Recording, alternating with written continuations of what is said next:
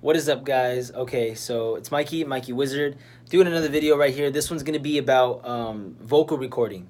This is more technical. These are just little nuances that I've learned that help just get a better signal. This isn't gonna change the way you sound, the way you perform. This is mainly just, like I said, for a cleaner signal that's gonna help you later on in the process of making a song.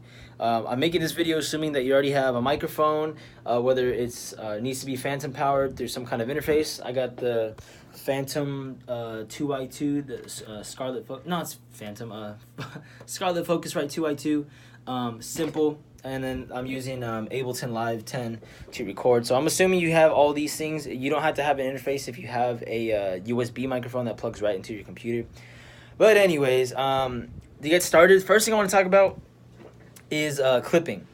Now, I talked about this in my last video, and I'm bringing it up again because I really want you guys to understand that this is really important, and doing this right makes a big difference. So what is clipping? Okay, so clipping is when you go above, technically it's when you go above the digital zero that's in your DAW. Now, what does that mean? I don't want to nerd out too much on you guys, but right now I got my microphone set and on right here. And wait, let me turn off this fan so it doesn't interfere with this. I got my microphone on. I'm trying to get this exposure right. And now let's say I kind of do some noises in front of the microphone as you see it's active. Now the digital zero, the actual clipping line is right here. That little top notch right there. You don't want to go above that. And that's, you know, people call it clipping, people call it going in the red. If I speak right here, yo, what up? It's Mikey Wizard, it's your boy, what's up? You can see that it's not going above the red. It's not doing anything like that. Now, if I turn up the gain pretty high, and this is a problem a lot of people have, they turn up the gain way too high, so I'm going to turn up the gain on the interface. It's probably hard to see. Get you guys set up here. So now when I talk, yo, what up? Oh, you're in the red. That is not good. That is no good at all. That causes distortion, and anything that goes above that is just completely cut off and deleted, and it gives a really bad, really ugly, crunchy sound in your vocal, and you don't want that. So if you're going in the red, you just want to turn it down. That's it. I'm gonna come back here. I'm gonna turn it down, and we'll be at a cleaner level at that point. So yeah, that's one thing. Turn the fan back on. It's getting warm in here. That's one thing. Clipping. Don't mess that up.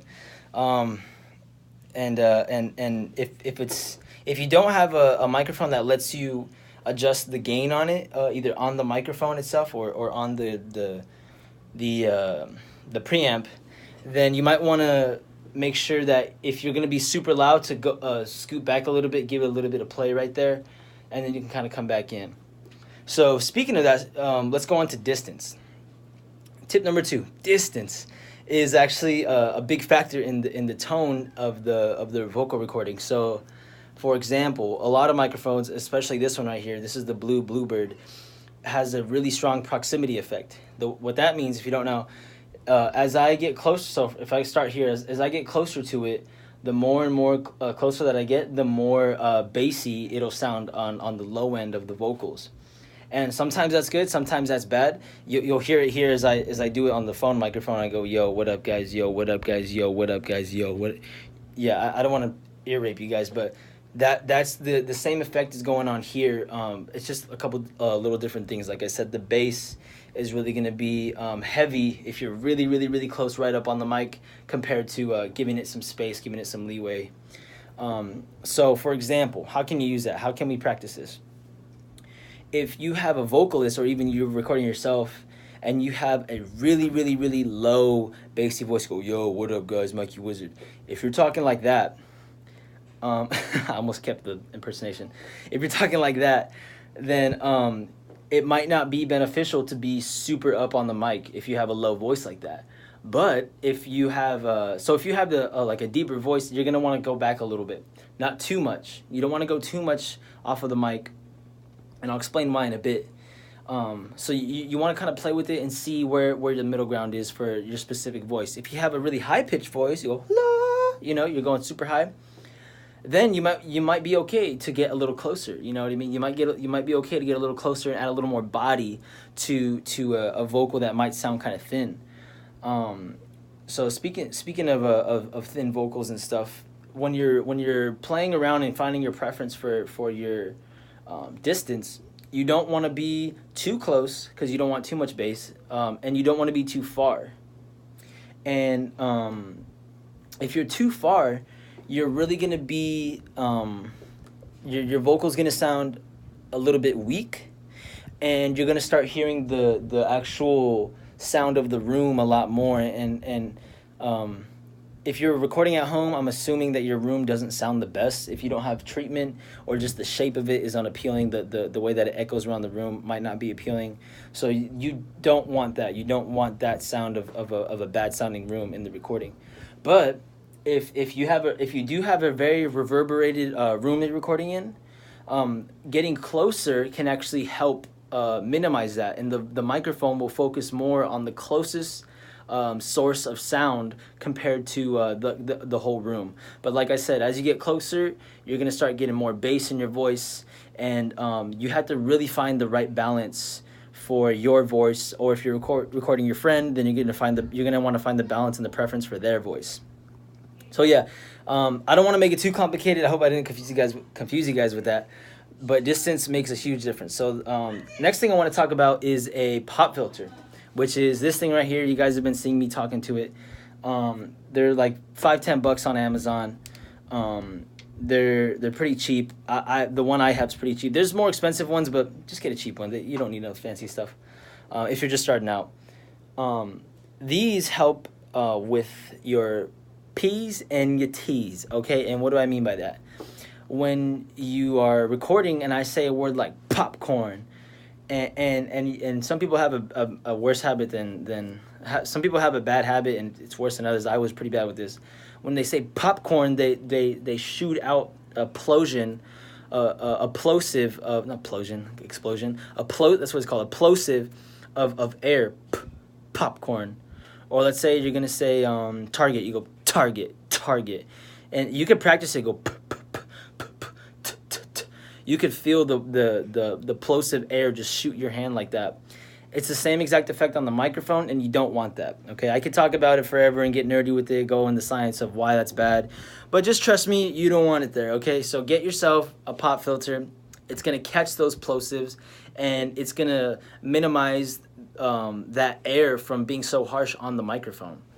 Okay, if you can't afford a pop filter, what I did when I first started was I had a hanger, and on the hanger I tied like a tube sock over it. Or I didn't tie it, but I stretched it over it, and it gave the same effect. It's like this fabricy kind of soft stuff, but you can still the sound will still go through it just fine.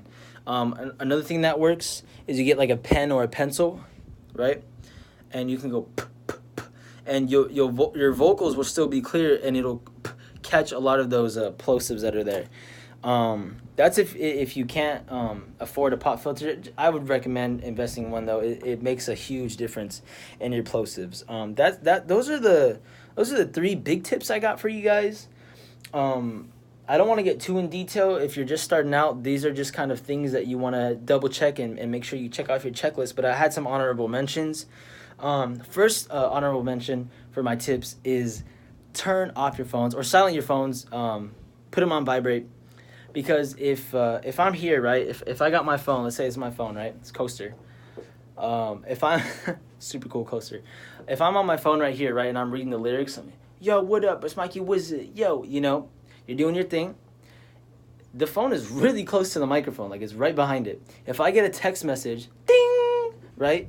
If I get a notification, it's gonna be so loud, and I've had it happen before where a single notification ruins a take because of that. It ruins a really, really good take or a really good recording, and just avoid it. It's something easy to fix. I got a list right here for my last honorable mention, and the last thing is don't touch the microphone. You're gonna want to get a stand because you don't want to hang it off a string. But when you do get a stand, don't grab the stand. People like to grab the stand like they're performing on stage, or like to touch the microphone. Don't touch it. You can hear everything, and some microphones or some stands, they give off a lot of vibrations. So you'll touch it once, and it's like doom, doom. You don't want that. That's bad. So don't touch the mic. Just don't touch it. Keep your paws off of the microphone and the stand, and you should be sounding pretty good. Yeah, that's pretty much my video for right now, guys. Nothing too crazy, nothing too fancy. You guys might know a lot of this stuff. Hopefully you guys might know most of this stuff, but hopefully some of you guys learned something new to kind of help improve the sound of your vocal recording, because vocals is a big deal for me. So I always want to try to get that right. If you guys have some tips for people, drop it in the comments below. And if you learned something new, comment that too, because like I said, I want to know. I'm making these videos to engage with you guys more and stuff like that. But if you haven't already, make sure you hit subscribe. Make sure you like this video. And I'm going to come out with another video in probably a couple days. So peace.